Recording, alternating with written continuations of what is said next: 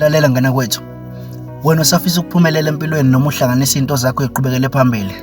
Awuyijwayeze ukuthi whatever yokhulunywa umuntu empilweni, noma ngabe ukhuluma nawe, noma ngabe ukhuluma ngawe, noma ngabe ukhuluma noma ingane ekhona ezweni, oyithatha njengokuthi leyo nto umbono wakhe.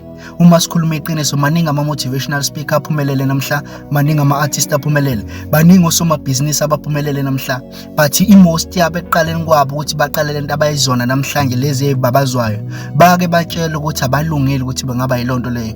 Baningi osonkondla abaphumelele namhla, but kwake kwaba khona amaganyana asho ukubona ukuthi le nto ayisiwena uthole enye, but ngenxa yokuthi babazi ukuthi yini le ngaphakathi kubona ebaphushayo, babeyibona beyilezi zinto abayizona namhla ngalesa sikhathi lesa, ababalalelanga abantu ababeqhamuka nezinto ezinegative empilweni zazo.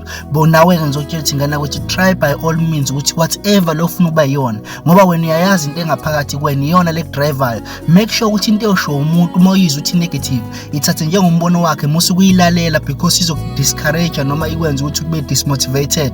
So ngana kwethu, nawe uma ngabe usafisa ukuphumelela kukho into ofisa ukuba yiyona oyizwayo ngaphakathi ukuthi no, I wanna be this, I wanna be this. So make sure ngana kwethu ukuthi uma ngabe into negative esho omunye umuntu, awuyilaleli noma uyithatha uyifake emqondweni wakho, ngoba izokwenza ukuthi ugcine kwawena indlela ophila ngayo ube nokuyingabaza, kanti ubuzazi ukuthi ufuna ukuba yini empilweni, but ulalela iy'nkulumo zabantu abayisho ngalo nto ufuna ukuba yona, wagcina nawe usunokuyingabaza. Khumbula umuntu uzazi yena, wena ozazi ukuthi yini engaphakathi kuwena, yini lo ufuna ukuba yiyona. Lalela lonto engaphakathi bese ulandela yona. I'm telling you, one day uyoba yilento oyibona uyiyona, kuwukuthi abantu ngeke bayibone lonto usayicabanga up until wena ube yilonto ufuna ukuba yiyona.